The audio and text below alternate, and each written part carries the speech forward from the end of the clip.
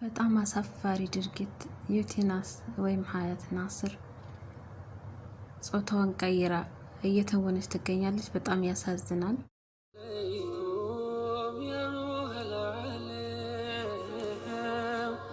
ሁሉም በሽታ ነው፣ ሁሉም ነገር ህመም።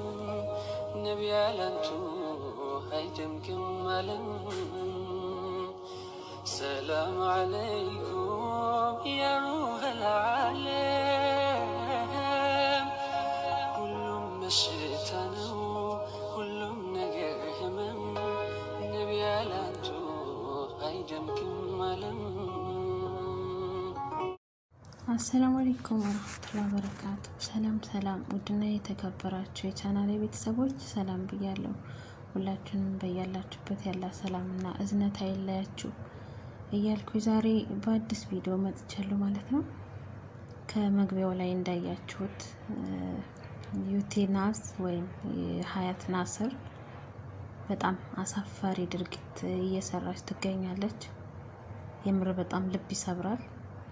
ይሄን ያክል አወቅሽ ሲለዋት የበላውን መጽሐፍ አጠበች ይላል የሀገራችን ሰው። ለዚህ ያደረስናት እኛ ነን እላለሁ። ማለት ተከታዮቿ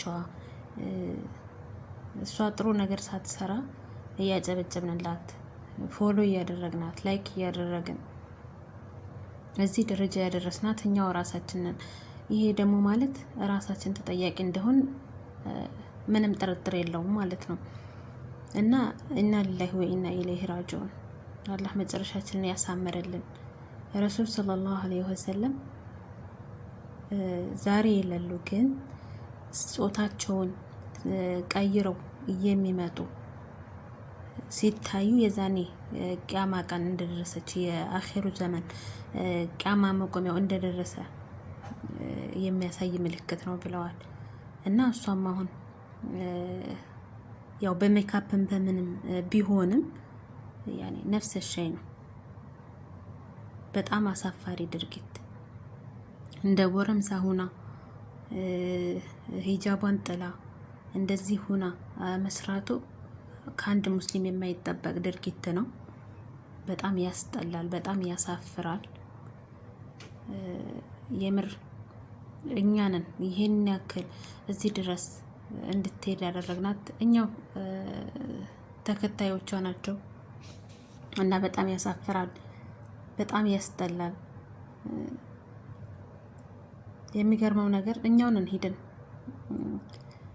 አበጀሽ፣ ደጋረግሽ፣ እንደዚህ ጥሩ ነው እኮ ደስ ይላል ምናምን እያልን እያጨበጨብን እዚህ ደረጃ እንዲደርሱ የምናደርጋቸው። እስኪ አንድ ሰው እስኪ ጠቃሚ መልእክት የሚያስተላልፍ ስለ ሃይማኖትም ሊሆን ይችላል፣ ኸይር ነገር በጎ ስራ የሚሰራ ሰው የትኛው ነው? እስኪ ደህና ተከታይ ያለው ብዙ ተከታይ ያለው። በጣም የሚያስጠላ አሳፋሪ ድርጊት የሚሰሩትን ነው እያጨበጨብን የምናሳድጋቸው።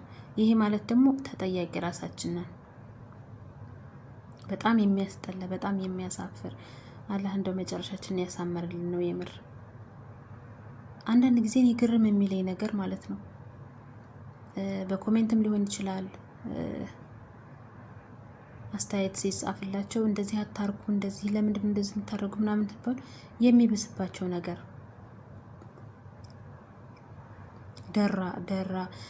ደራ ቢይዛችሁ ለራሳችሁ ነው ማለት። አንድ ሰው ምከረው እምቢ ካለ መከራ ይምከረው ይባላል። ኮሜንታተሮች የሆነ ጥፋት ስንሰራ እንደዚህ አይሆንም ይሄ ጥሩ አይደለም ምናምን የሚል ለኛ ለራሳችን ነው ማለት ስነ ምግባር።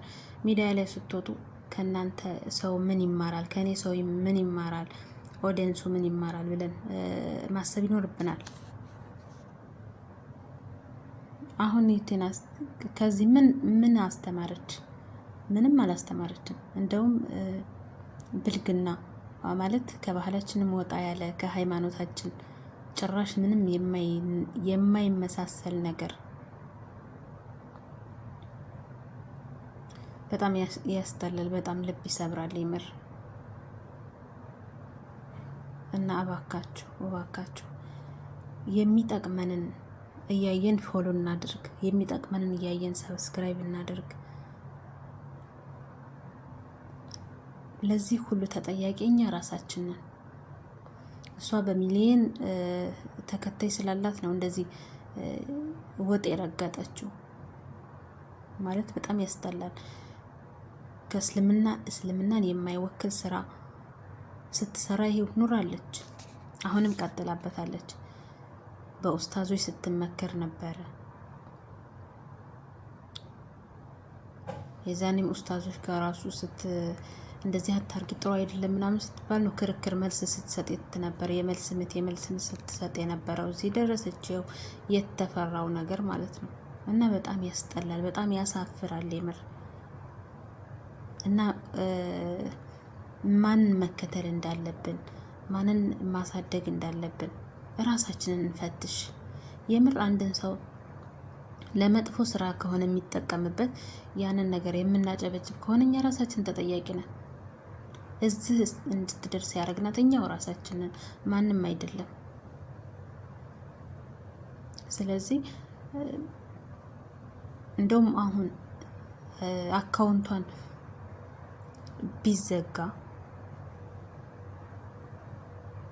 አሪፍ ነው እላለሁ። ማለት ይህን ያክል ጋጠ ወጥ ነገር እያስተማረች ምን ማለት ነው? እስኪ ከዚህ አሁን ምንድን ነው ትምህርት የምትማሩት? ምንም ትምህርት የለውም እኮ።